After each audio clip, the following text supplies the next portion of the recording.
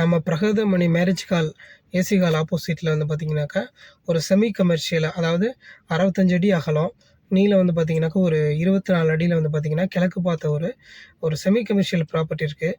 நம்ம ஒரு காம்ப்ளெக்ஸாகவும் கட்டி விடலாம், இல்லை ரெண்டல் பர்பஸ்க்கும் கட்டி விடலாம், இல்லை அப்படின்னா ஒரு 4 கடை கட்டி விடலாம். ஏன்னா அங்கே வந்து பார்த்தீங்கன்னாக்கா செமி கமர்ஷியலாக அந்த மெக்கானிக் ஷாப்ஸ் வந்தாச்சு, சின்ன சின்ன குட்டி குட்டி ஷாப்ஸ் எல்லாமே வந்து பார்த்தீங்கன்னாக்கா அந்த ஏரியாவில் வந்தாச்சு.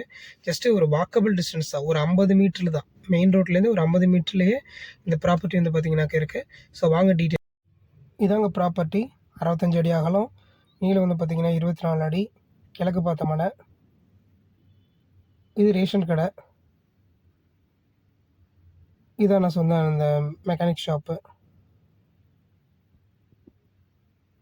கார்ப்பரேஷன் லிமிட்டில் வர்ற ஒரு ப்ராப்பர்ட்டி தான் இது. இப்போது பைக் கார்லாம் போகுது இல்லையா, இங்கேருந்து ஓல்டு பஸ் ஸ்டாண்டு ஜஸ்ட் ஒரு 2 கிலோமீட்டர்ஸ் தான்.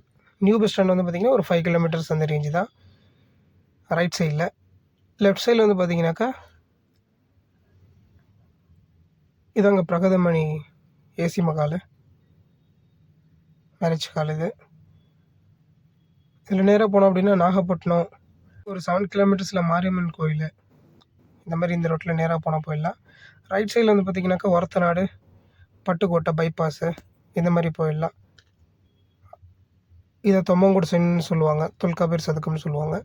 இந்த ஏரியா தான் இது. ஸோ நேரில் வாங்க, ப்ராப்பர்ட்டி பற்றி டீட்டெயிலாக பார்க்கலாம். தேங்க்யூ.